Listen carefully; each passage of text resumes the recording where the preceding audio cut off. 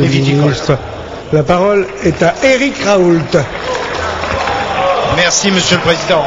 Ma question, à laquelle je souhaite associer plusieurs de mes collègues qui ont souhaité rester à mes côtés, mais tout particulièrement Claude Guasguen, Patrice Calmejean, Gérard Gaudron et Patrick Beaudoin, s'adresse à Madame Michèle Alliot-Marie, ministre de l'Intérieur. Madame la ministre, vous avez rappelé, comme le président de la République à plusieurs reprises, que le conflit du Proche-Orient ne devait pas ressurgir en France. Malheureusement, ce n'est pas respecté par tous.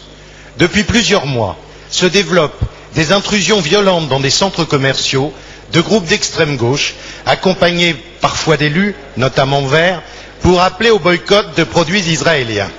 Ce fut le cas en mars dernier, dans des grandes surfaces du département de la Seine-Saint-Denis, notamment à Saint-Denis et Aulnay-sous-Bois, puis dans d'autres grandes surfaces de banlieue, où des produits alimentaires israéliens ou cachers ont été retirés des rayons et jetés par terre pour manifester une pseudo-condamnation de la politique israélienne.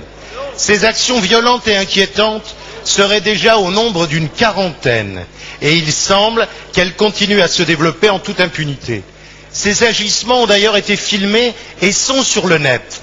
On peut voir ainsi sur le net la liste des marques à boycotter parce qu'elles travaillent en Israël ou parce que, je cite, le site Boycott Israël, Madame le ministre, elles ont des juifs à leur tête. Ces agissements anti-israéliens ont un fort relent d'antisémitisme.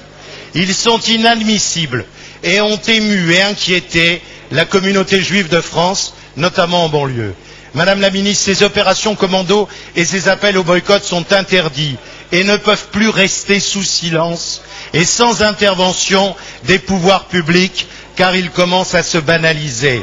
Il paraît donc nécessaire que des poursuites puissent être engagées contre leurs auteurs.